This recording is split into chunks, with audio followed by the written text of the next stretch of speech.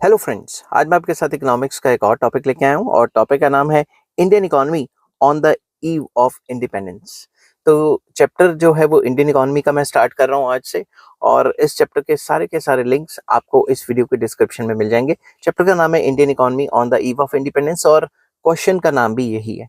ये long question आता है कि जब भी इंडिपेंडेंस हुई थी उस टाइम पे हमारी इकोनॉमी की क्या हालत थी, किस हिसाब से आपने पेपर में लिखना है। ये लॉन्ग क्वेश्चन के हिसाब से मैंने बनाया, और अगर आप सारी वीडियो देखेंगे तो स्टेप बाय स्टेप आपको समझ आ जाएगा। ठीक है, तो चलिए शुरू करते हैं। थोड़ा सा इंट्रोडक्शन लिखूंगा कि भाई अंग्रेजों ने क्या क्या किया शुरुआत में, और फिर बताऊंगा कि इकोनॉमी की हालत क्या थी। ठीक है, after 200 years of the British rule, when the country got independence on 15 August 1947, it was a typical underdeveloped, semi-feudal, backward, stagnant and disintegrated economy। तो हमारी इकॉनमी जब 15 अगस्त को आज़ाद हुई है, 200 साल जो अंग्रेज़ों का राज है उसके बाद, तो जो हमारी इकॉनमी है, एक तो वो अंडर डेवलप थी, सेमी फ्यूडल थी, जमींदारी सिस्टम टाइप चल रहा था, मालवाड़ी सिस्टम, ये सिस्टम, वो भी डिस्कस करेंगे आगे। और बैकवर्ड थी काफ़ी ज़्यादा, स्टेगनेंट, स्थिर, ग्रोथ रेट जो था उसका स्टेबल रह गया था, और डिसइंटीग्रेटेड थी। ये सारी की सारी चीज़ें मैं इस वीडियो में आपके साथ डिस्कस करूंगा डिटेल में। ठीक है, the bulk of the countries population was poor, ज़्यादातर लोग तो गरीब थे। Agriculture was extremely backward and there was lack of basic and heavy industries in the country। Agriculture काफी backward था, जिसको काश्तकारी भी कहते हैं। ठीक है, एग्रीकल्चर काफी बैकवर्ड था, और जो इंडस्ट्रियल सेक्टर था वो तकरीबन ना के बराबर था। जो बड़े बड़े इंडस्ट्रियलिस्ट थे वो इक्का दुक्का थे, जिन्होंने अंग्रेजों के साथ सेटिंग करके अपनी फैक्ट्रीज खोल ली थी। बाकी जो आम बंदा था उसके छोटे मोटे बिजनेस ना के बराबर थे। ठीक है, the Britishers ruled India with two main motives, that is, to fetch raw materials from India for growing British industries and to sell British made finished products in the vast Indian markets। तो basically जो Britishers थे उनका India में rule करने का दो ही main objectives थे। पहला ऑब्जेक्टिव, इंडिया से जितना रॉ मटेरियल वगैरह वो अपनी जो इंडस्ट्रीज वगैरह उनके लिए ले जाओ, लूट के ले जाओ यहाँ से। ठीक है, सस्ते रेटों पे ले जाओ, और जो भी ब्रिटिश इंडस्ट्री सामान बनाती थी उसको यहाँ पे आके बेचो सस्ते रेटों पे, ताकि हमारी जो लोकल इंडस्ट्री है वो तबाह हो जाए। इसके साथ साथ ये तो इकोनॉमिक्स में जो मोटिव हैं वो थे, उसके साथ साथ जो इंडिया की जो वास्ट वेल्थ है उसको लूटना, राजे महाराजों को लूटना। ठीक है, इस टाइप के उनके ऑब्जेक्टिव्स काफी थे। Nature of Indian economy on the eve of independence can be discussed with the help of following points. तो ये फॉलोइंग पॉइंट्स की मदद से हम एक्सप्लेन करेंगे कि इंडिया की उस टाइम पे क्या हालत थी। ए हेडिंग मैंने बनाई है under developed economy. Indian economy जो थी वो अंडर डेवलप्ड इकोनॉमी थी। कैसे? Eight the time of independence Indian economy was under developed economy. क्यों? अब अंडर डेवलप्ड इकोनॉमी क्या होती है उसको मैंने डिफाइन करने की कोशिश की है। अगर आप पेपर में डेफिनेशन वगैरह लिखोगे तो काफी अच्छे नंबर आने वाले हैं आपके। ठीक है, according to Todaro development economics के काफी ज्यादा एक एमिनेंट नेम है डेवलपमेंट इकोनॉमिक्स में।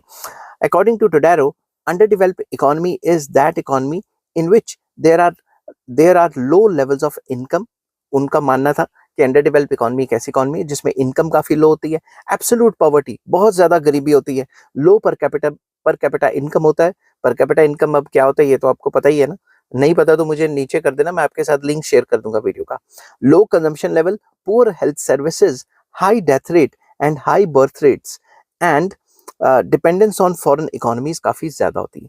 तो अगर आप ये डेफिनेशन अपने एग्जाम में ऐड करेंगे तो टीचर देख के इतना खुश होगा ये डेफिनेशन कि आपको बड़े अच्छे नंबर देने वाला है। ठीक है, an underdeveloped economy, as an underdeveloped economy Indian economy on the eve of independence had the following characteristics. तो इंडियन इकोनॉमी एक अंडरडेवलप्ड इकोनॉमी थी on the eve of independence, और उसके कुछ फॉलोइंग फीचर्स थे या फॉलोइंग कैरेक्टरिस्टिक्स थे। तो सबसे पहला, लो पर कैपिटा इनकम। हमारी जो पर बंदे की इनकम थी वो काफी लो थी। In underdeveloped economy per capita income is very low. In an under develop economy, and बोलना भूल गया, जो कोई भी अंडर डेवलप इकोनॉमी होती है उसकी सबसे पहली निशानी यही है कि वहां पे पर कैपिटा इनकम काफी लो होता है, पर बंदे की इनकम काफी लो होती है। पर कैपिटा इनकम निकालने का तरीका, national income divided by population. ठीक है, इन 1947-48 पर capita income was about ₹230 in India. तो जब हम 1947-48 की बात कर रहे हैं तो जो पर कैपिटा इनकम इंडिया में थी वो ₹230 के आसपास थी, जो कि काफी लो है। ठीक है, bulk of the population was very poor. ज्यादातर लोग गरीब, बहुत ज्यादा गरीबी थी। ठीक है, people were not getting 2 meals a day. लोगों के पास इतना भी पैसा नहीं था कि 2 टाइम का खाना खा सकें। दे लैक्ड शेल्टर एंड क्लोथिंग। कपड़े नहीं होते थे पहनने के लिए, शेल्टर मतलब घर नहीं होता था खुद का। Most of the people were unemployed, ज्यादातर लोगों के पास कोई जॉब्स ही नहीं थी। रफली 90% of the population was illiterate, 90% लोग अनपढ़ थे। Indians had a very low standard of living, तो जितने भी इंडियंस थे उनकी स्टैंडर्ड ऑफ लिविंग काफी लो थी। खाना भी नहीं है, रोटी भी नहीं है, कपड़ा भी नहीं है, मकान भी नहीं है, तो स्टैंडर्ड ऑफ लिविंग काफी ज्यादा लो थी उस टाइम पे। इस वजह से हम ये कह देते हैं कि Indian economy on the eve of independence was under developed economy. ठीक है, सेकेंड पॉइंट या सेकेंड निशानी आ जाती है अंडर डेवलप्ड इकोनॉमी की, कि वो एग्रीकल्चर इकोनॉमी होती है। तो ज्यादातर जो अंडर डेवलप्ड इकोनॉमी है उसमें यही देखा जाता है कि एग्रीकल्चर इकोनॉमी होती है, और एग्रीकल्चर से जो नेशनल इनकम का काफी ज्यादा हिस्सा आता है, और इंडस्ट्रियल सेक्टर और सर्विस सेक्टर से, जिसको टर्शरी सेक्टर भी कहते हैं, वहां से कम जो है शेयर होता है जीडीपी का। ठीक है, Indian economy was predominantly agriculture, Indian economy एक एग्रीकल्चर इकोनॉमी थी। इन 1948 about 70% of the working population of India was engaged in agriculture. अगर 1948 का डाटा उठा के देखें तो 70% लोग एग्रीकल्चर सेक्टर में ही काम करते थे। 50% of the national income was contributed bye agriculture. अब 70% लोग काम कर रहे हैं, मगर पूरे देश की जो जो नेशनल इनकम है उसमें एग्रीकल्चर सेक्टर का कंट्रीब्यूशन सिर्फ और सिर्फ 50% है। ठीक है, but agriculture itself was extremely backward, agriculture sector अपने आप में काफी बैकवर्ड था। Per hectare productivity of agriculture was very low, पर एकड़ या पर हेक्टेयर जो भी माल बनता था क्विंटल्स में, वो काफी कम था। कितना था ये मैं एग्रीकल्चर सेक्टर का जो चैप्टर कराऊंगा उसमें बताऊंगा कि पहले इतना होता था, अब इतना होता था, वो एग्रीकल्चर का चैप्टर डिफरेंट है। ठीक है, in 1947 per capita productivity of rice was 710 kg in India as against 2468 kg in Egypt। तो उस टाइम पे जो हल्का फुल्का सा अपने डाटा लिखना बहुत जरूरी है कि उस टाइम पे 1947 में पर हेक्टेयर जो हम राइस उगाते थे वो 710 kg था। अगर इसके अगेंस्ट देखें तो उस टाइम पे जो इजिप्ट है उसमें 2468 kg था। अब कई बच्चे कहेंगे 68, 67, 69 ये भी तो हो सकता है।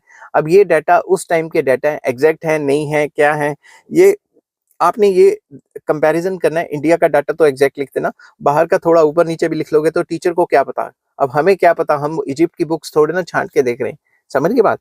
लाइकवाइज, बट इतना भी ज्यादा डिफरेंस ना लिख देना, 1 लाख किलो ना लिख लेना, ताकि टीचर को ये ना लगे कि कुछ ज्यादा ही गप मार दी बच्चे ने। ठीक है, likewise per capita per hectare productivity of wheat was 660 KG in India in the same year.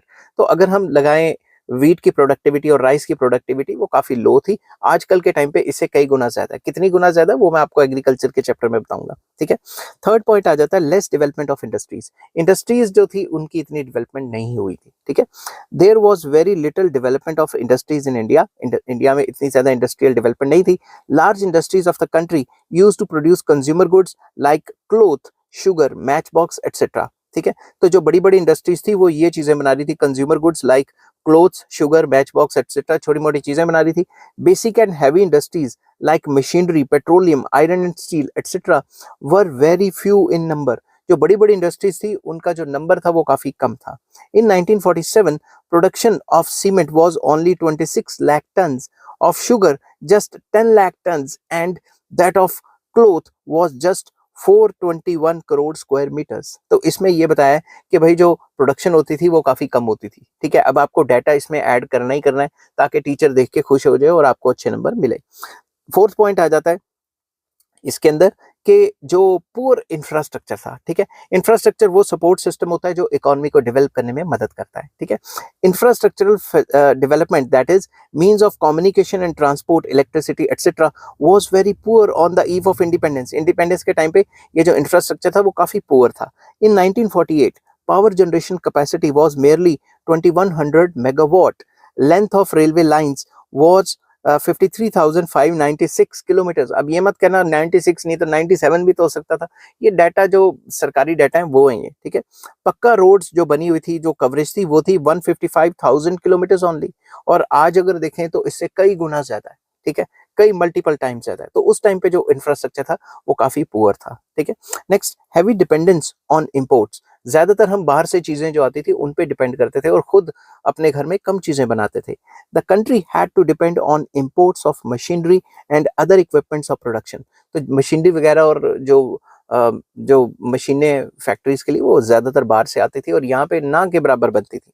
Armed forces of the country also depended heavily on foreign imports for most of the defense equipments. जो हमारी army थी वो बंदूकें गोलियां ये वो ज्यादातर चीजें हमारी बाहर से आ रही थी. आजकल हमने काफी तरक्की कर ली है हमारे डिफेंस सेक्टर ने और हमने काफी सारी चीजें यहीं पे बनानी शुरू कर दी. ठीक है.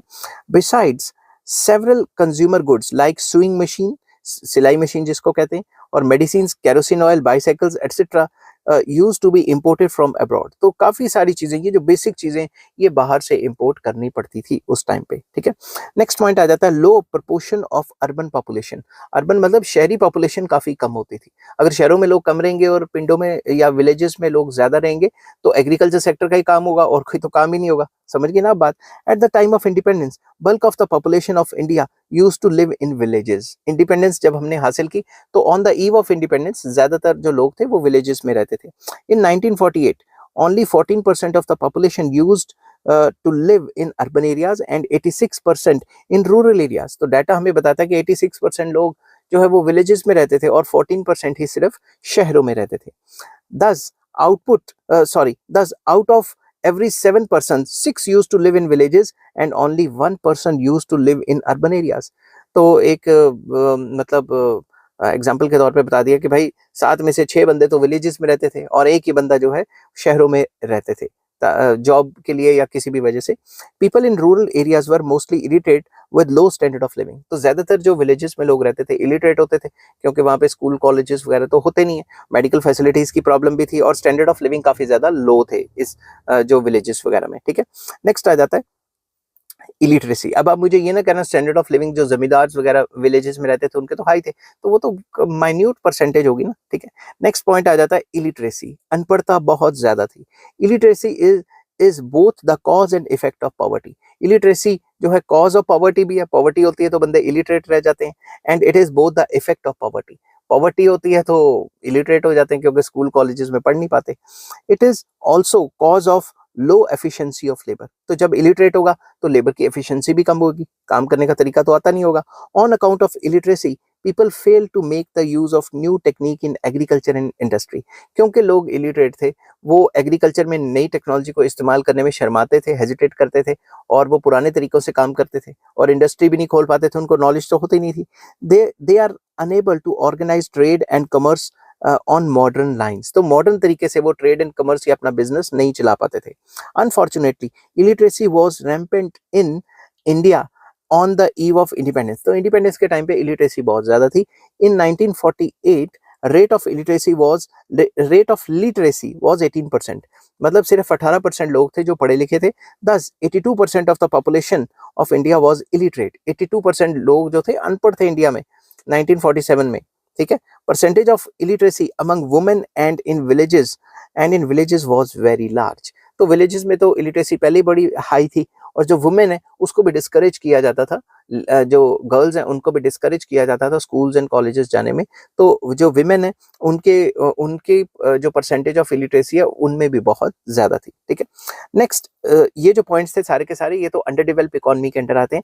नेक्स्ट स्टेगनेंट इकोनॉमी के पॉइंट्स में कराता हूँ. तो स्टेगनेंट इकोनॉमी वो इकोनॉमी होती है जिसकी growth rate over the period of time stable सी रहती है, कोई बढ़ती नहीं है. ठीक है. तो बी पॉइंट आ जाता है stagnant economy. On the eve of independence Indian economy was stagnant economy. Indian economy stagnant economy थी. A stagnant economy is one in which there is very little change in the growth rate of the economy. तो stagnant economy एक ऐसी economy मानी जाती है जिसमें काफी little change होता है growth rate में, ना के बराबर growth rate होता है. ठीक है. For a period of about 100 years during British rule, growth rate of per capita income was about 0.5% per annum. तो तकरीबन जो ब्रिटिश रूल है उसके जो लास्ट 100 ईयर्स थे उसमें अगर हम देखें तो जो पर कैपिटा इनकम की जो ग्रोथ रेट है वो 0.5% है पर एनम, जो कि बहुत कम है. ठीक है. The growth rate of Indian economy from 1896 to 1945 is shown with the help of given table. तो इसमें यह बताया कि ग्रोथ रेट जो है इंडियन इकोनॉमी की जो 1896 में और 1904 तक इतने परसेंट रही और 1905 से 15 तक इतने परसेंट रही और जो 1916 से 25 में नेगेटिव ग्रोथ रेट होगी, 26 से 35 में भी नेगेटिव ग्रोथ रेट और नेगेटिव ग्रोथ रेट. तो कहने की बात यह है अंग्रेजों ने तो हमें लूटा ही लूटा है. ठीक है.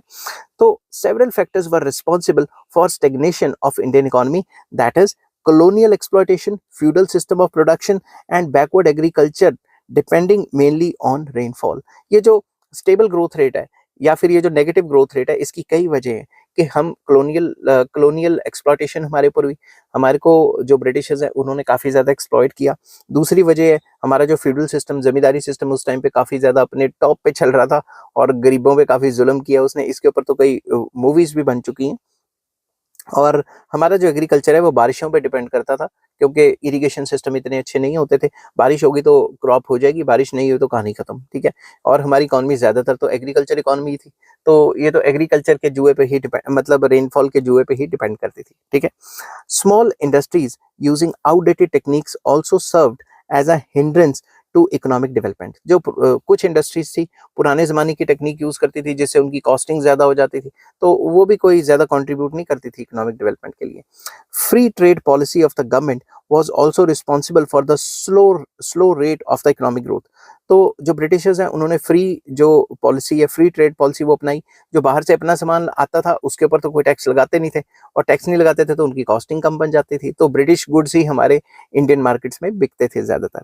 Because of free trade policy, imported goods were selling in the domestic economy, so domestic industrial units could not get opportunity to develop.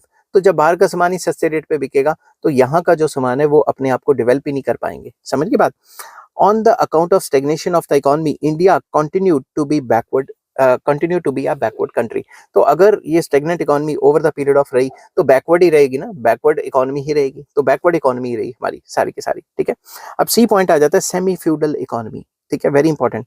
On the eve of independence Indian economy was neither Holi feudal nor a capitalist economy. ना ही ये पूरी तरह feudal economy थी, ठीक है, feudal system चल रहा था, और ना ही पूरी तरह कैपिटलिस्टिक इकोनॉमी बन पाई, मिक्सचर था दोनों का। It was a mixed economy which can be called semi feudal economy. तो ये मिक्स टाइप का स्ट्रक्चर था जिसको हम सेमी फ्यूडल इकोनॉमी कह देते हैं। Such an economy had a mixture of the following modes of production. इनमें जो मिक्स होता है, एक तो फ्यूडलिज्म भी होता है, एक कैपिटलिस्टिक इकोनॉमी भी हो जाती है, वो दोनों की दोनों मैंने एक्सप्लेन करने की पूरी कोशिश की है। तो सबसे पहला पॉइंट इसके अंदर आ जाता है feudalism. The British government introduced zamindari system and bestowed the right of ownership of land to the zamindars। तो इन्होंने क्या किया, ब्रिटिशर्स ने जमींदारी सिस्टम इंट्रोड्यूस किया और जो राइट्स ऑफ लैंड थे वो जमींदार को दे दिए कि भाई तू मालिक है, पूरी पूरी जमीनों का तू ही मालिक है। Actual cultivators had no legal right on the land they cultivated. जो एक्चुअल कल्टीवेटर थे उनका अपनी जमीन के ऊपर कोई हक नहीं था। Land revenue was fixed for all times for areas having permanent settlement with the rent of the with the rent of land continue to rise। तो बेसिकली लैंड रेवेन्यू फिक्स कर दिया कि इतना इतना देना है, और ये कह दिया कि सारे के सारे बंदे रेंट पे बैठे हुए हैं और हमें इतनी जमीन जो तुम्हारे पास है इसमें में से इतना रेंट चाहिए पर एकड़, ठीक है। अब बारिश हो ना हो, फसल हो ना हो, सबसे रेंट लेना ही लेना है। Consequently cultivators gave the land to sub tenants for cultivation. तो जो कल्टीवेटर्स थे उन्होंने क्या किया, उन्होंने कहा हमें तो बारह खाता नहीं, अब हम तो अफोर्ड नहीं कर पाएंगे, हम इसको ऐसे करते हैं किसी और को सब टेनेंट रख लेते हैं, ठीक है। उन्होंने और आगे कल्टीवेटर्स रख लिए। दस a long chain of middleman between the government and the actual cultivator came into existence. इससे क्या हुआ, सरकार के बीच में और कल्टीवेटर के बीच में एक लॉन्ग चेन ऑफ इंटरमीडिएरीज, जिसको बिचौले कहते हैं, वो आ गए, ठीक है। These middleman used to get a large chunk of production from actual cultivator without doing anything. तो कल्टीवेटर बेचारा काम कर रहा है, ठीक है, और वो काफी अपनी प्रोडक्शन का बड़ा हिस्सा बीच में इंटरमीडिएरीज को भी दे रहा है जो जमींदार थे, और उसके थ्रू सरकार को जा रहा है। This lead to the deterioration of the economic condition of the cultivator. इसकी वजह से जो कल्टीवेटर्स हैं उनकी इकोनॉमिक कंडीशन जो है बहुत ज्यादा गिर गई, बहुत ज्यादा, मतलब उनकी जो कंडीशन है वो खराब हो गई, ठीक है। In those parts of India where Ryotwari system and Malwari tenure system were prevalent, the big farmers had given their land to tenants for cultivation। जहाँ पे रियायतवारी सिस्टम और मेलवारी सिस्टम था, वहाँ पे जो बड़े बड़े फार्मर्स थे उन्होंने अपनी जमीन लोगों को दे दी किराए पे कि भाई तुम काम करो और हमें इतना रेंट दो। उसमें में से कुछ हिस्सा वो ब्रिटिश गवर्नमेंट को दे देते थे और थोड़ा बहुत खुद रख लेते थे, ठीक है। उनको कोई लेना देना नहीं कि बारिश हो रही है नहीं हो रही, फसल हो रही है नहीं हो रही, उन्होंने तो रेंट लेना ही लेना है। Thus, in these parts also many middlemen appeared between the actual cultivators and the government, ठीक है। In this manner feudal relations came to be established between the landlords and the cultivators all over India. तो पूरे India में इस तरीके से जो जमींदारी system, रोयतवारी system, ये जो फ्यूडलिज्म है, ये फैल गई, जिससे जो एक्चुअल किसान है, जो एक्चुअल फार्मर है, उसकी बहुत ज्यादा एक्सप्लॉयटेशन होनी शुरू हो गई। ठीक है, नेक्स्ट आ जाता है capitalism. During British rule in India, capitalistic system was adopted in many sectors as illustrated below. तो सबसे पहला capitalistic industries, many capitalistic industries were established such as cotton textile, jute, iron and steel, sugar, paper etcetera. तो कई capitalistic मतलब private industries खोली गई, जिनमें की cotton textile, jute, iron, steel and sugar paper industries थी। Large amount of foreign capital was invested in these industries. तो जो फॉरेनर्स थे, ब्रिटिशर्स थे, उन्होंने काफी ज्यादा पैसा इन इंडस्ट्रीज पे लगाया। Most of large industries were managed by foreign managing agencies. ज्यादातर ये मैनेज कौन करता था? फॉरेन मैनेजिंग एजेंसीज होती थी। मैनेजमेंट सारी फॉरेनर्स की होती थी, क्योंकि उन्हीं का तो पैसा लगा, ज्यादातर पैसा उन्हीं का था। ठीक है, large number of artisans and craftsman had to become employees of the traders and the capitalists. तो हमारे यहाँ जो क्राफ्ट्समैन और आर्टिसंस का काम था वो तो खत्म हो गया था। ठीक है, क्योंकि उनको नौकरी नहीं मिल रही थी। अब वो क्या करते थे? वो इन बड़ी बड़ी फैक्ट्रीज में जाके, जो थोड़ी बहुत बड़ी बड़ी फैक्ट्रीज थी, कुछ गिनी चुनी, उनके जाके मजदूरी का काम करते थे। ठीक है, अब सेकेंड जो बी पॉइंट इसमें आ जाता है, कैपिटलिस्टिक एग्रीकल्चर। एग्रीकल्चर में भी कैपिटलिज्म काफी तेज था। कैसे? Agriculture also exhibited the science of capitalism. कैसे? Tea, rubber and coffee plantations were capitalistic enterprises. जैसे असम की जो टी है, या फिर ये जो क्या कहते हैं, धर्मशाला हिमाचल में, यहाँ वगैरह जो टी उगती है, बड़े बड़े जो स्टेट फार्म्स थे, ये भी कैपिटलिस्टिक नेचर के थे। ये पूरी की पूरी कंपनियां इनको मैनेज करती थी। They engage large number of workers. वो लार्ज नंबर ऑफ वर्कर्स को मजदूरी पे रख लेते थे। Capitalism was also spreading in crop farming. Crop farming में भी एडवांस दे देते थे किसान को कि भाई ये पकड़, इतने पैसे पकड़ और हमें ये चीज बना के दे, जैसे कॉटन वगैरह, ये जूट वगैरह बना के दे। ठीक है, और वो चीजें वो अपनी इंडस्ट्रीज के लिए एज अ रॉ मटेरियल ले जाते थे। The number of agricultural labours went on increasing. तो इससे एग्रीकल्चर लेबरर्स काफी ज्यादा बढ़ गए। Large quantity of agricultural production was sent to the, मैंने 2 बार लिख दिया, was sent to the market for sale. ठीक है, सेंट टू फॉरेन मार्केट, यहाँ पे मैं लिख लेता हूँ foreign markets, foreign short form लिख लेता हूँ, पूरा का पूरा लिखता हूँ, फॉरेन मार्केट फॉर सेल। ठीक है, ये थोड़ी इंग्लिश बन गई। तो ज्यादातर जो एग्रीकल्चर का जो मटेरियल था वो फॉरेन मार्केट पे चले जाता था। फॉर सेल मतलब ब्रिटिशर्स ले जाते थे सस्ते रेटों पे अपनी कंपनियों के लिए एज अ रॉ मटेरियल। ठीक है, नेक्स्ट आ जाता है डी पॉइंट। हमारी इकोनॉमी डेप्रिशिएटेड इकोनॉमी थी। ठीक है, अब डेप्रिशिएटेड इकोनॉमी में क्या क्या लिखना है वो मैं आपको बताता हूँ। On the eve of independence, Indian economy was depreciated economy, जिसमें क्या आ जाता है, in every economy excessive use of factors of production inevitably leads to their wear and tear. हमने इतना ज्यादा फैक्टर्स ऑफ प्रोडक्शन को इस्तेमाल किया कि उन फैक्टर्स ऑफ प्रोडक्शन की ऐसी की तैसी हो गई, वो पूरे के पूरे एग्जॉस्ट हो गए। If no arrangements are made to replace the depreciated factors, then the stock of gross capital in the country declines. तो अगर कोई एफर्ट ही नहीं मारे इन फैक्टर्स को, जो इन फैक्टर्स के ऊपर डेप्रिसिएशन का खर्चा नहीं हुआ, इस वजह से जो पूरी की पूरी ग्रॉस कैपिटल है कंट्री के लिए वो डिक्लाइन होगी, क्योंकि फैक्टर्स जो थे, फैक्टर्स ऑफ प्रोडक्शन, उनको एक्सेसिवली यूज किया गया। जो रिसोर्सेज हैं उनको ऐसे यूज किया कि उनकी ऐसे की तैसी कर दी ब्रिटिशर्स ने। ठीक है, this results into the fall in the production capacity। इससे हमारी कंट्री की जो प्रोडक्शन कैपेसिटी है वो कम हो गई। Such an economy is called a depreciated economy। तो ऐसी इकोनॉमी जिसमें फैक्टर्स जो हैं, जो फैक्टर्स ऑफ प्रोडक्शन है, उनको इतना एक्सेसिवली यूज किया जाए कि उनका काम ही खत्म हो जाए, तो ऐसी इकोनॉमी को हम डेप्रिशिएटेड इकोनॉमी कहते हैं। After world war 2 Indian economy had turned into a depreciated economy। World war 2 के बाद तो और ज्यादा हालत खस्ता हो गई थी और हमारी इकोनॉमी डेप्रिशिएटेड इकोनॉमी बन गई। During war period machinery and other equipments were overworked using a lot of wear and tear and depreciation। तो वर्ल्ड वॉर के टाइम पे ब्रिटिशर्स ने हमें भी वर्ल्ड वॉर में एंगेज कर दिया, यहाँ से बंदे भी ले गए, यहाँ की फैक्ट्रियों के डबल ट्रिपल काम कराए, और हमारे जो इकोनॉमी है उसका काफी ज्यादा वेयर एंड टीयर हो गया। ठीक है, हमारी इकोनॉमी से पैसा लेके जंगे लड़ रहे हैं वो। ठीक है ना, ब्रिटिशर्स की बात कर रहा हूँ। These machines were not produced in India and due to war it was not possible to import their replacement. ये जो बड़ी बड़ी मशीनें हैं जो बड़ी बड़ी फैक्ट्रियां यूज कर रही थी, ये मशीन्स इंडिया में तो बनी नहीं थी और इनको डबल ट्रिपल यूज कर करके इनकी बैंड बज गई मशीनों की। अब इनको बाहर से ला नहीं सक रहे थे क्योंकि वर्ल्ड वॉर चल रही थी। Consequently machines of several industries had become unserviceable. तो ऐसी कई इंडस्ट्रीज में जो मशीनें थी उनकी तो सर्विस हो ही नहीं पा रही थी। Production capacity of the concern industries was adversely affected. तो इन कंपनियों में काम क्या होगा, फिर काम तो हो ही नहीं पाएगा। During World War two India had supplied large quantity of goods to Britishers and the allies. तो ब्रिटिश गवर्नमेंट को और एलाइज को इतने ज्यादा गुड्स एंड सर्विसेज प्रोवाइड किए कि हमारे खुद के लिए बचे नहीं। Railway system of the country was also hard pressed due to war. There was tremendous depreciation of the railway equipments having an adverse effect on the railway traffic। तो railway का इतना एक्सेसिव यूज हो गया कि उसको repair भी नहीं कर पाए और जो हमारे लिए जो रेलवे की फैसिलिटीज है वो इतनी ज्यादा नहीं बची जितना उन्होंने यूज कर ली। समझ की बात, वैसे तो बनाई भी अंग्रेजों ने थी मगर उन्होंने इतना ज्यादा ओवर यूज किया और उसको रिपेयर वगैरह नहीं कर पाए क्योंकि सारी मशीनें तो बाहर से ही आती हैं ना, तो बाहर से ला नहीं सक रहे थे उस टाइम क्योंकि वर्ल्ड वॉर चल रही थी। तो इसलिए जो इकोनॉमी है हमारी उसकी हालत जो है वो बद से बदतर हो गई। नेक्स्ट ई पॉइंट आ जाता है disintegrated economy. In 1947, British rule over India came to an end। ये तो सबको पता ही है। Country's economy was partitioned between Indian economy and the Pakistani economy।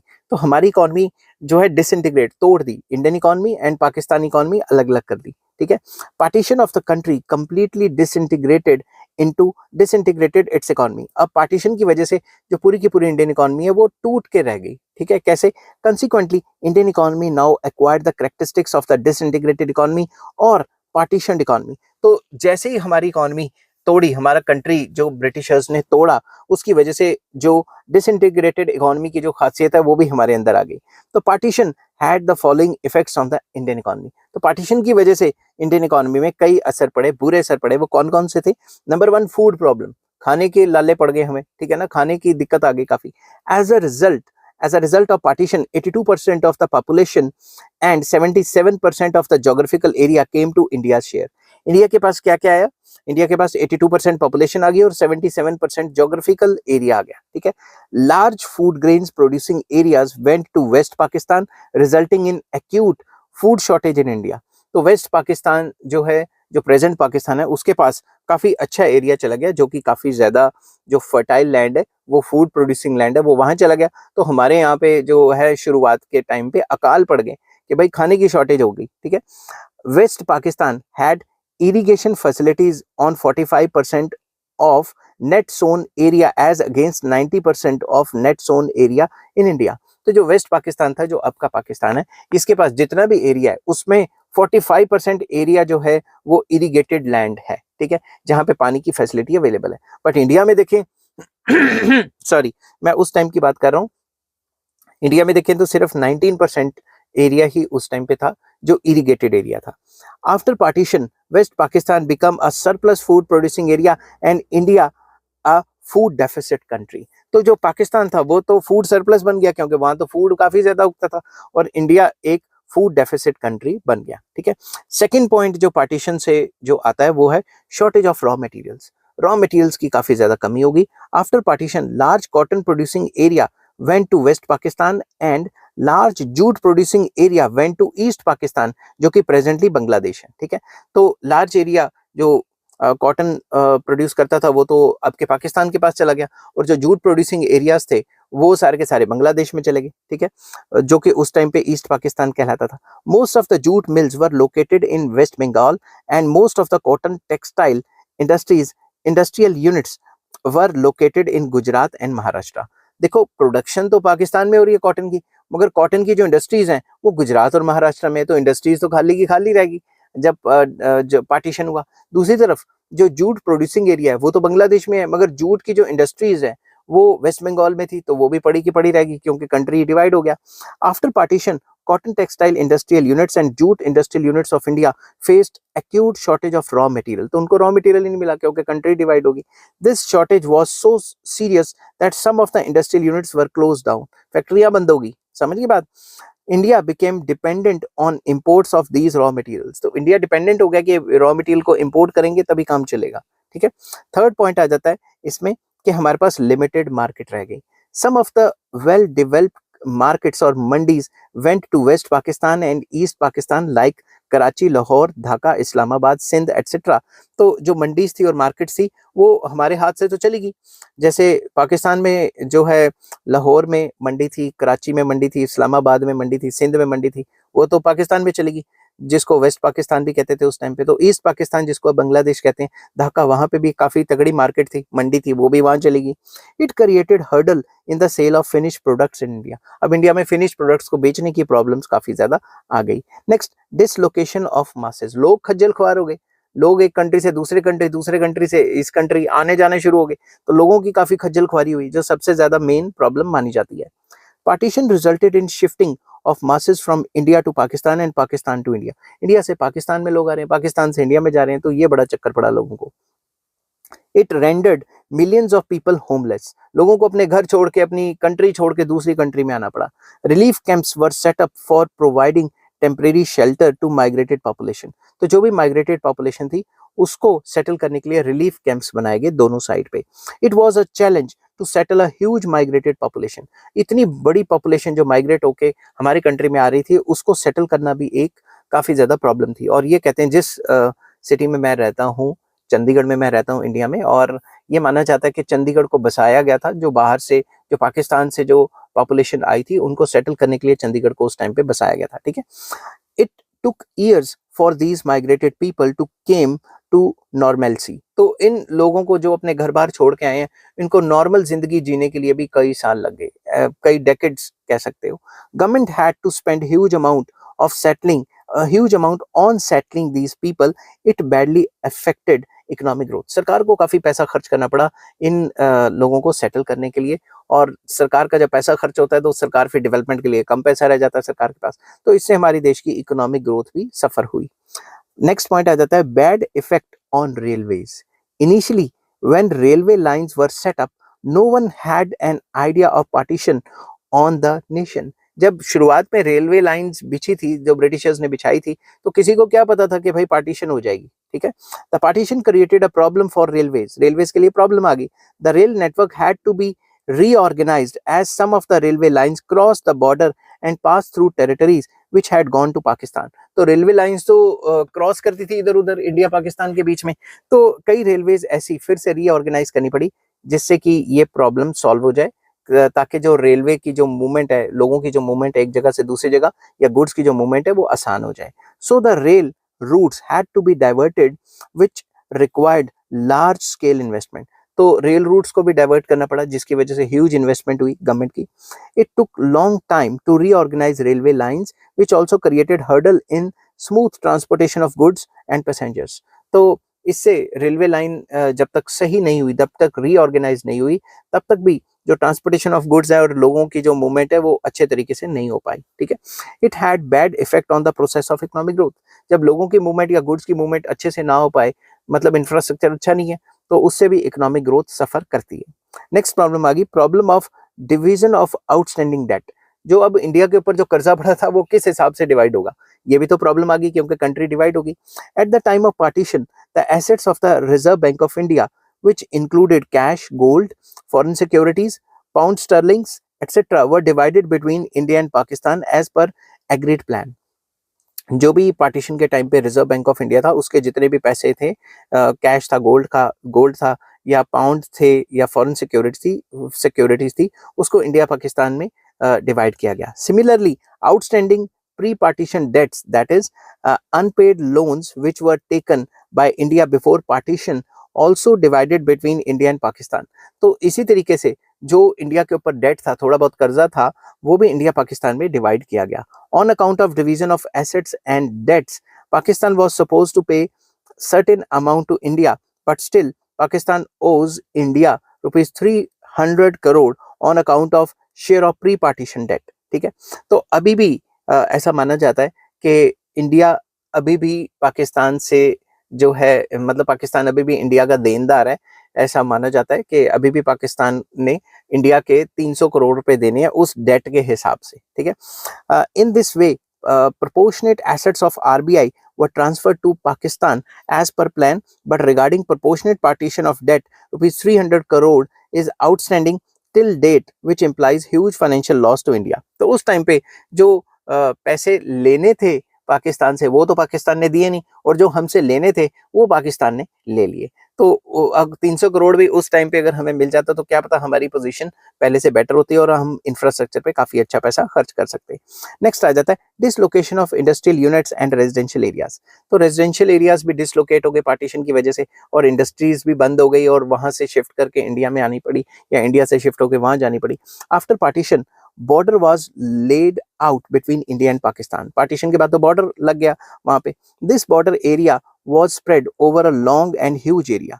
ठीक है, some industrial units and residential areas fell in this border area और in the vicinity of the border area. तो काफी जो रहने के इलाके हैं या इंडस्ट्रियल यूनिट्स हैं ये बॉर्डर के आसपास या बॉर्डर के उस साइड चले गए। These had to be shifted to other places. The dislocation of such industrial units and villages hindered the normal life and economic activities। तो अगर वहां से शिफ्ट होके थोड़ी दूर सेटल करना है, या फिर फैक्ट्रीज या फिर जो घर या जो विलेजेस एकदम बॉर्डर के ऊपर आते हैं उनको भी शिफ्ट करना है, तो इससे नॉर्मलसी ऑफ लाइफ है वो काफी ज्यादा लोगों की हर्ट कर गई, हिंडर कर गई। तो लोगों की जो जिंदगी थी वो आम तरीके से नहीं जी पाए, क्योंकि वो तो सिक्योरिटी फोर्सेस हर तीसरे दिन लड़ाई, ये झगड़ा वगैरह वगैरह, समझ गए ना बात। नेक्स्ट आ जाता है scarcity of skilled artisans. Partition led to shortage of skilled artisans, weavers, craftsman and industrial workers in India. Partition में क्या हुआ, जो आर्टिसंस थे, क्राफ्ट्समैन थे, वीवर्स थे, वो ज्यादातर तो पाकिस्तान में चले गए, इंडिया में उनकी कमी हो गई।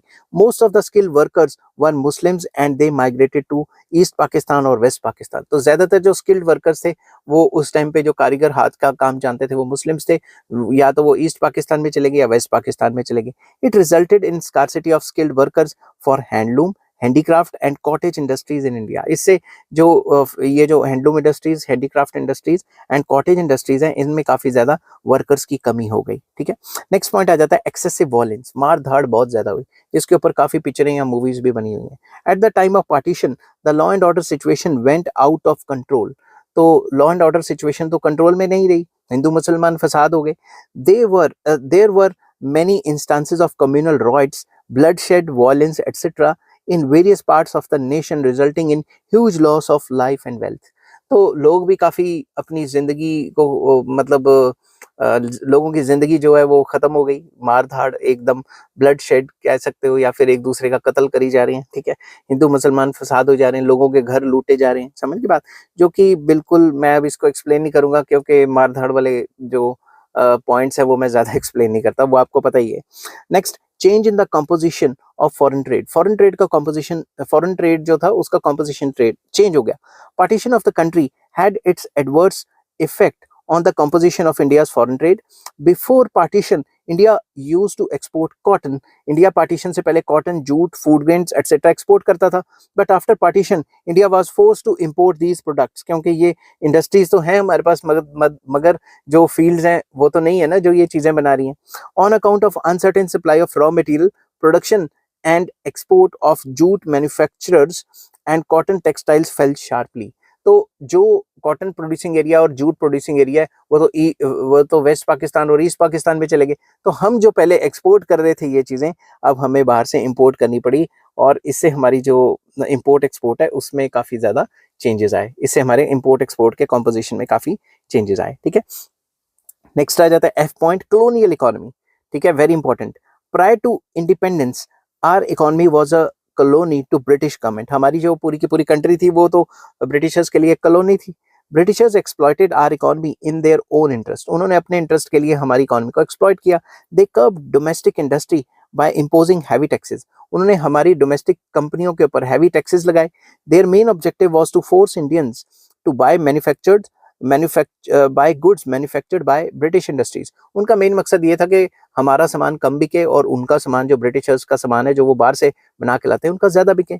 दे forced Indians to grow these crops which could be used as a raw material in British industries। उन्होंने इंडियन फार्मर्स को फोर्स किया कि वो क्रॉप्स लगाओ जो ब्रिटिश इंडस्ट्रीज को चाहिए, वो यहाँ से सस्ते रेटों पे ले जाते थे। For example, farmers were compelled to grow indigo crops which could be used as dyeing material in the textile industry in England। ठीक है, उन्होंने अपने जो उनको सामान चाहिए उसको फोर्स करते थे फार्मर्स को उगाने के लिए। Britishers forced India to export raw material to British industries at a very low price and import finished goods from England at a higher price. तो यहाँ से रॉ मटेरियल ले जाके वहाँ पे सामान बना के यहाँ पे हमें मतलब अच्छे खासे प्राइस पे बेचेंगे, और उस प्राइस पे बेचेंगे जो हमारी डोमेस्टिक इकोनॉमी में प्राइस है उससे कम, ताकि हमारे लोग हमारा सामान ना खरीदें, उनका सामान खरीदें. So that way Indian economy was a colony to Britishers. Britishers even committed atrocities on Indian artisans so as to face them to close their domestic cottage industries. तो ब्रिटिशर्स ने इतने जुल्म किए हैं हमारे ऊपर कि इनके ऊपर तो पता नहीं कितनी किताबें लिखी हुई हैं. तो यहाँ पे मैं इतना ज़्यादा डिस्कस नहीं करूँगा, यही बात बताऊँगा कि उन्होंने काफ़ी ज़्यादा जुल्म किए जिससे हमारी जो लोकल आर्टिसंस थे उनको अपना काम बंद करना पड़ा. ठीक है. Our self sustaining villages and towns become dependent on foreign goods. जो विलेजेस सेल्फ सस्टेनिंग थे, अपना काम खुद करते थे, बार्टर सिस्टम टाइप चलाते थे, वो भी फॉरेन गुड्स पे डिपेंडेंट हो गए. It resulted in unemployment, poverty, transfer of wealth from India to England. तो इससे काफ़ी ज़्यादा गरीबी हुई, अनएम्प्लॉयमेंट फैली, बेरोजगारी या बेकारी जिसको कहते हैं, और जो हमारी वेल्थ है वो सारी की सारी ब्रिटिशर्स की जेब में चली गई. Next, frequent famines. During British rule India witnessed frequent famines. भुखमरी पड़ जाती थी. कैसे? During the period from 1858 to 1908 India faced 20 famines. 20 famines आए. वेरी इंपॉर्टेंट और वेरी इंपॉर्टेंट डाटा है ये. Britishers forced the farmers to cultivate commercial crops which resulted in food grain shortage. तो ब्रिटिशर्स ने फोर्स किया फार्मर्स को कि तुम कमर्शियल क्रॉप्स उगाओ, नहीं तो तुम्हारी ऐसी की तैसी. ठीक है. तो अब जब वो कमर्शियल क्रॉप्स उगाएंगे तो खाने पीने की चीजें तो कम उगेंगी. Excessive export of raw material and food grains also created shortages in India. तो ज्यादातर जो एक्सपोर्ट कर देते थे यहाँ से जबरदस्ती ले जाते थे, उसकी वजह से इंडिया में काफी शॉर्टेज होगी. More over, agriculture in India during British rule was excessively dependent on rainfall. और ऊपर से रेनफॉल पे डिपेंड करता था. रेनफॉल नहीं होते थे तो भूखमरी होगी क्योंकि सामान ही नहीं पैदा हुआ. In 1943 also, severe famine was witnessed in Bengal, killing about 30 lakh persons. तो ये डाटा आप लिखोगे तो ज़्यादा अच्छा रहेगा आपके लिए पेपर में. Famines took millions of lives during British rule. तो ब्रिटिश रूल के टाइम पे जो famines की वजह से millions of लोग जो हैं वो मरे हैं. Following were the main causes of frequent famines during British rule. तो ब्रिटिश रूल के टाइम पे जो famines हैं उनके मेन वजह क्या थी? Number 1, more dependence on rainfall. Rainfall होगी तो फसल होगी. इरिगेशन फैसिलिटीज इतनी ज्यादा अच्छी नहीं थी. ठीक है. During British period irrigation facilities were very weak. तो ना के बराबर थी. No efforts were made for developing irrigation facilities. Irrigation facilities को डेवलप करने के लिए भी इतना जोर नहीं लगाया गया. Agriculture was purely dependent on rainfall. Rainfall के ऊपर डिपेंड करता था. Agriculture production showed high degree of vulnerability to monsoons. वही मानसून आएंगे तो हो जाएगी फसल, नहीं तो नहीं हो पाएगी. ठीक है. The event of drought the event of drought, the agriculture production suffered, resulting in acute shortage of food grains. तो जब भी ड्रॉट सूखा पड़ जाता था तो फूड प्रोडक्शन नहीं हो पाती थी, फूड ग्रेन्स नहीं उग पाएंगे. In the event of excessive rainfall also the floods badly damage the crops. अगर बारिश कम हुई तो भी टेंशन, तो भी स्यापा, और अगर बारिश ज्यादा हुई तो फ्लड्स आ गए तो भी स्यापा. तो एग्रीकल्चर तो जुआ होगी ना एक टाइप की. Second, export of food grains. Britishers force the peasants to sell their food grains to them at a very low rates for their further export to England. तो ब्रिटिशर्स ने फोर्स किया जो किसान है उनको कि हमें सस्ते रेटों पे अनाज दो ताकि हम बाहर एक्सपोर्ट कर सकें. This export created shortage of food grains in the domestic economy. इस एक्सपोर्ट की वजह से हमारी इकोनॉमी में तो रहे नहीं food grains. Next, high food prices. Many factors contributed to high food prices in domestic economy like A, less production of food grains, कि production of food grains ही कम हुए. B, export of food grains to England resulting in decreased supply of food grains in the domestic economy. एक तो food grains की production कम होना, दूसरा जितने बने हैं food grains उनको भी बाहर export कर देना, और तीसरा hoarding of food grains by speculators and black marketeers with a view of creating artificial scarcity of food grains and making profits from increased prices. और तीसरी वजह थी कि जो hoarding कर लेते थे, जो जमाखोरी कर लेते थे, वो उसकी वजह से मार्केट में प्राइसेस काफी ज्यादा बढ़ जाते थे. ठीक है. तो इन तीन वजह से जो फूड प्राइसेस ना वो काफी ज्यादा बढ़ जाते थे, फूड ग्रेन्स के prices. High food prices had very negative effect on poor masses who could not afford to purchase high price food grains. तो उनके पास तो इतने गरीबों के पास तो पैसे ही नहीं होते थे कि वो फूड ग्रेन्स खरीद पाए. इस वजह से भुखमरी उनको पड़ जाती थी. ठीक है. मतलब बहुत बुरे हाल में हो जाते थे. It was not that the food grains were not available, but they were available at a price at that price which was beyond the reach of the poor person. तो लोगों के पास इतने पैसे नहीं होते थे कि वो फूड ग्रेन्स इवन खरीद भी पाए।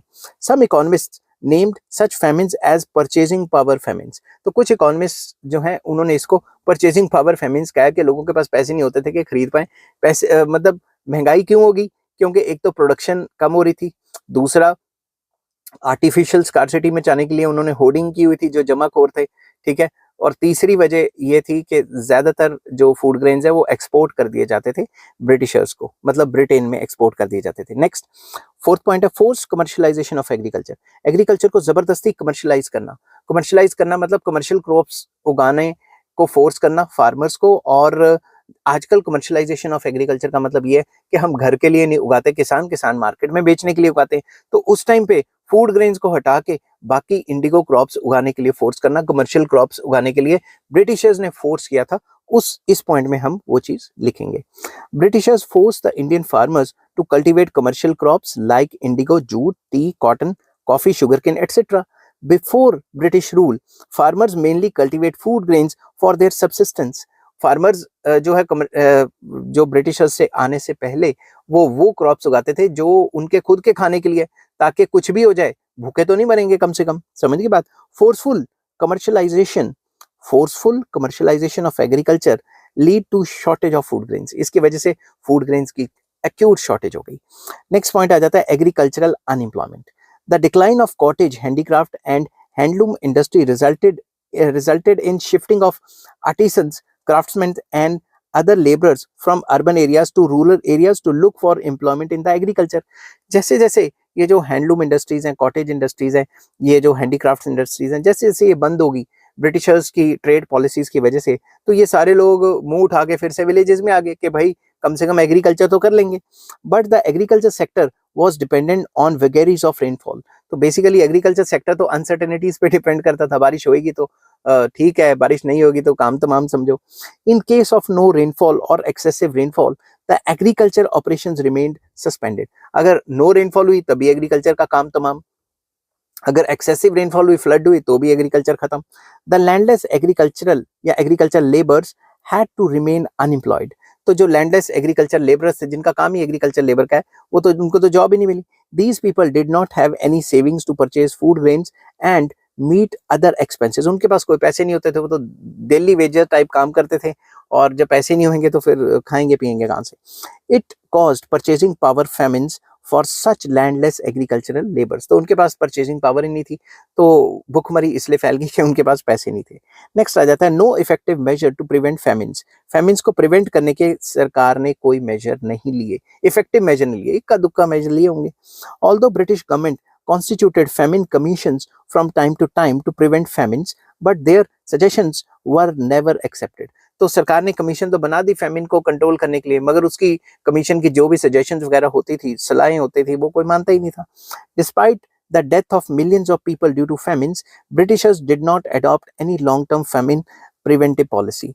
तो इतने लाखों लोग मर गए, फिर भी जो ब्रिटिश गवर्नमेंट है उसने कोई अच्छी पॉलिसी अडॉप्ट नहीं की फेमिन्स को प्रिवेंट करने के लिए। Lack of effective famine preventive policy also contributed to frequent famines in India. तो इस वजह से जो उन्होंने कोई पॉलिसी अडॉप्ट नहीं की, लाखों को मरने के लिए छोड़ दिया, तो वो भी कोई मतलब सही बात नहीं थी। तो सरकार, जो उस टाइम की जो सरकार थी, जो ब्रिटिश गवर्नमेंट थी, उन्होंने कुछ भी नहीं किया फेमिन्स को कंट्रोल करने के लिए। तो ये पूरा का पूरा क्वेश्चन एक लॉन्ग क्वेश्चन अपने आप में बनता है। और अगर आपको लॉन्ग क्वेश्चन आ जाता है कि discuss the Indian economy on the eve of independence, तो आप ये लॉन्ग क्वेश्चन 15 या 20 नंबर के हिसाब से लिख सकते हैं। ठीक है, नेक्स्ट क्वेश्चन मैं डिस्कस करूंगा आपके साथ। इसी चैप्टर का जो क्वेश्चन है वो नेक्स्ट क्वेश्चन मैंने प्रिपेयर किया है कि Indian agriculture on the eve of independence. ठीक है, उसका भी लिंक आपको इस वीडियो के डिस्क्रिप्शन में मिल जाएगा। तो चैप्टर का नाम था Indian economy on the eve of independence, और इस चैप्टर के सारे लिंक्स आपको इस वीडियो के डिस्क्रिप्शन में मिल जाएंगे। अगर आपको ये वीडियो पसंद आती है तो please like, share and subscribe. Take care, bye bye.